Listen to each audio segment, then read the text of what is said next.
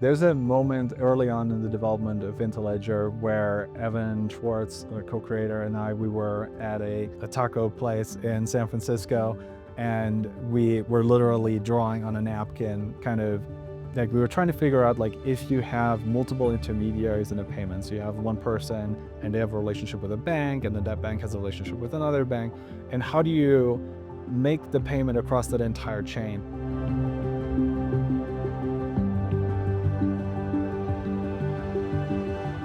Interledger is a technology which is designed to make it easier to transfer value.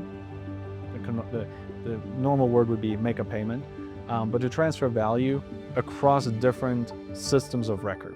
So a system of record could be, a system your bank uses, it could be a mobile money system, it could be a cryptocurrency, so many different ways that people record value.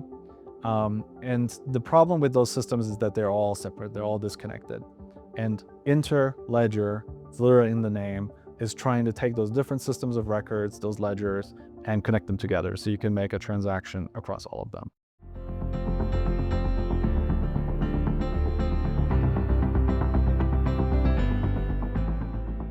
I was running a consultancy, and there was an opportunity to respond to a pretty interesting call for proposals about, hey, we need someone to manage and build this grant program. So we put together a proposal, and then, that proposal was accepted. We did that for about a year, and then they realized that they needed to build a nonprofit around that, to carry that work forward. And that became the Interledger Foundation.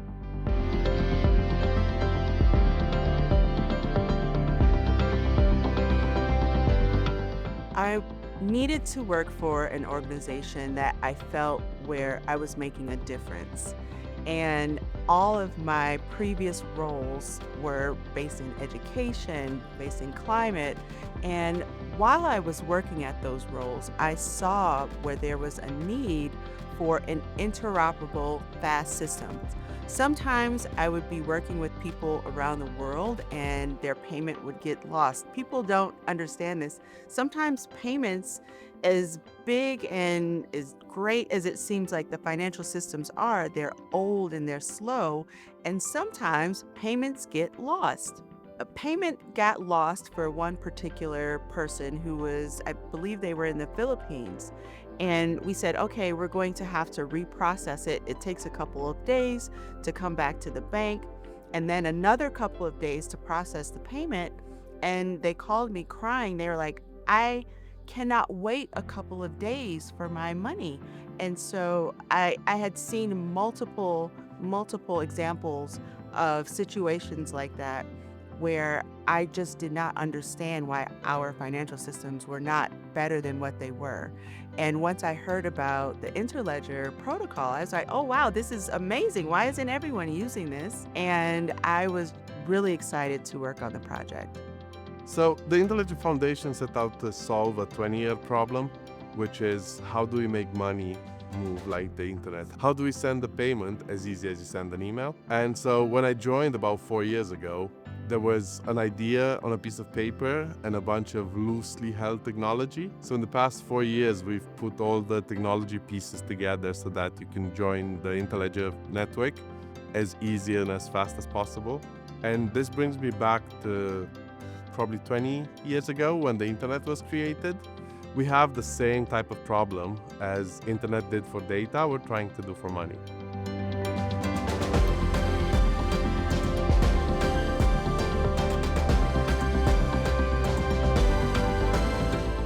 So we started talking to the people who make the policy and who make regulations. We started going up the chain of financial inclusion.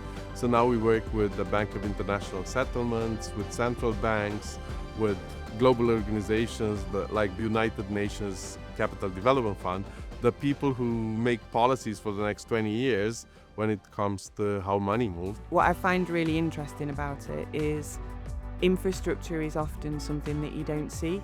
And when we think about products or services, we often don't think about the infrastructure that enables them to happen. And even in like your your day-to-day life. You take for granted that things might happen, that the infrastructure is there to support so many different aspects, not just finance, whether it's roads or sanitation systems or refuse collection. But suddenly when it's not there, you realise that you're starting from a very different point. And when it comes to financial infrastructure, in my life, I've not had any issues in terms of opening a bank account or getting paid or sending a payment, because the infrastructure was there to support me. But you take that away, and suddenly you realise that the choices that people have are much more limited.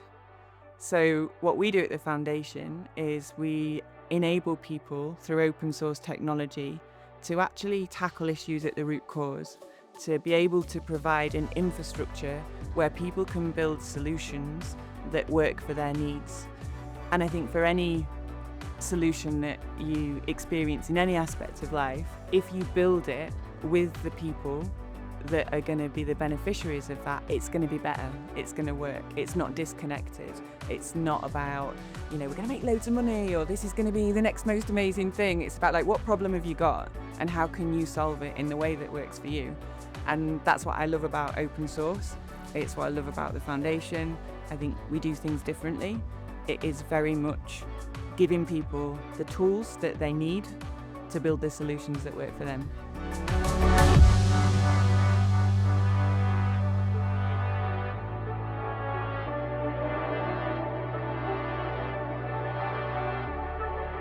So if I got a free wish, I would say make it so that everyone in the world has an Interledger wallet and has access to it, and they're all connected, and there's tons of liquidity, and everyone can pay anyone super easily.